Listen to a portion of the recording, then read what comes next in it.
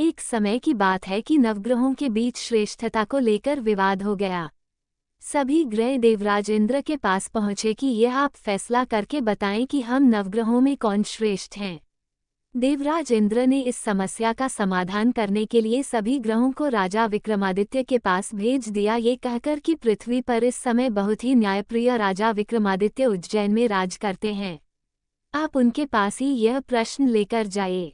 सभी ग्रह राजा विक्रमादित्य के पास पहुंचे कि ये बताएं कि हम सभी ग्रहों में कौन श्रेष्ठ हैं। ग्रहों के इस प्रश्न को सुनकर राजा विक्रमादित्य सोच में पड़ गए, क्योंकि किसी को भी छोट बताया तो वह नाराज हो जाएंगे। राजा ने प्रश्न का उत्तर देने के लिए एक युक्ति निकाली। राजा विक्रमादित्य ने 9 धातुओं के 9 अलग अलग सिंहासन बनाए। सभी ग्रहों को इन पर बैठने के लिए कहा और साथ ही यह भी बताया कि जो अंत में बैठेगा वह छोटा होगा। सबसे अंत में लोहे का सिंहासन होने के कारण शनिदेव सबसे अंत में बैठ पाए। शनिदेव को लगा कि राजा विक्रमादित्य ने उनके साथ छल किया है और वह क्रोधित हो गए। राजा विक्रमादित्य की 7.5 आई तो एक दिन शनि महाराज घोड़े के व्यापारी बनकर विक्रमादित्य के पास आए। राजा विक्रमादित्य ने एक घोड़ा पसंद किया और उस पर सवार हो गए। यहीं पर विक्रमादित्य शनि के फेर में फंस गए। घोड़ा राजा विक्रमादित्य को घने जंगल में ले जाकर गायब हो गया। राजा विक्रमादित्य भटकते हुए एक नगर में पहुंचे। वहां एक सेठ की दुकान पर राजा ने जल पिया और विश्राम करने लगे। संयोगवश उस दिन सेठ की अच्छी कमाई हुई। सेठ को लगा कि यह व्यक्ति उसके लिए भाग्यशाली है और उस पर दया करके अपने साथ घर ले आया।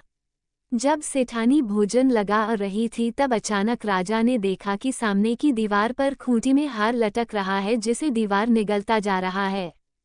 सेठ को लगा कि खूंटी पर लटकता हार इसे अपरिचित ने चुराया है, तो उससे हार के बारे में पूछने लगा। राजा विक्रमादित्य ने अपनी असली परिचय छुपा लिया था और खुद को वीका नाम का उज्जैन निवासी बताया था। इसलिए सेठ को जब वीका ने बताया कि हार दीवार निगल गया है तो उसे यकीन नहीं हुआ और उसने राजा से हार चोरी की शिकायत कर दी। राजा ने विक्रमादित्य से हार के बारे में जानना चाहा तो उसने बताया कि उसके देखते ही देखते खूंटी ने हार को निगल लिया था। इस बात पर राजा क्रोधित हो गए और उन्होंने चोरी करने के अपराध में विक्रमादित्य के हाथ पैर काटने का आदेश दे दिया। राजा विक्रमादित्य के हाथ पैर काटकर उनको नगर की सड़क पर छोड़ दिया गया। कुछ दिन बाद एक तेली उसे उठाकर अपने घर ले गया और उसे अपने कोल्हू पर बैठा दिया। राजा आवाज देकर बैलों को हाँकता रहता। इस तरह तेली का बैल चलता रहा और राजा को भोजन मिलता रहा। शनि के प्रकोप की 7.5 पूरी होने पर वर्षा ऋतु प्रारंभ हुई। शनिदेव की आरती। क्रीट मुकुट शीश सहज देपथ है लिलारी। राजा विक्रमादित्य एक रात मेघ मल्हार गा रहे था कि तभी नगर के राजा की लड़की राजकुमारी मोहिनी रथ पर सवार उस तेली के घर के पास से गुजर रही थी।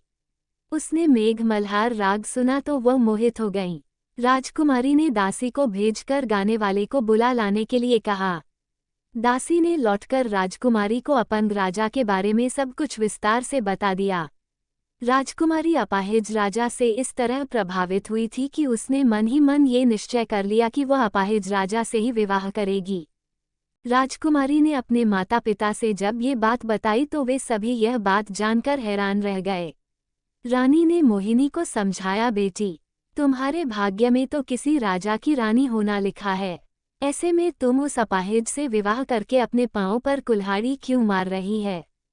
राजकुमारी तो मन में ठान चुकी थी, अपनी जिद नहीं छोड़ी।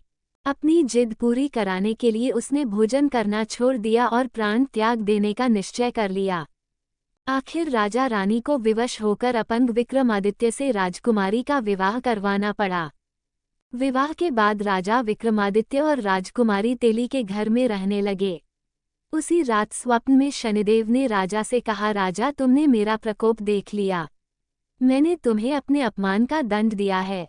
राजा ने शनिदेव से क्षमा करने को कहा और प्रार्थना की, हे शनिदेव, आपने जितना दुख मुझे दिया है अन्य किसी को न देना। शनिदेव ने कुछ सोचकर कहा, राजा, मैं तुम्हारी प्रार्थना स्वीकार करता हूँ। जो कोई स्त्री पुरुष मेरी पूजा करेगा, शनिवार को व्रत करके मेरी व्रतकथा सुनेगा, उस पर हमेशा मेरी अनुकंपा बनी रहेगी। प्रातःकाल राजा विक्रमादित्य की नींद खुली तो अपने हाथ पांव देखकर राजा को बहुत खुशी हुई। उसने मन ही मन शनिदेव को प्रणाम किया।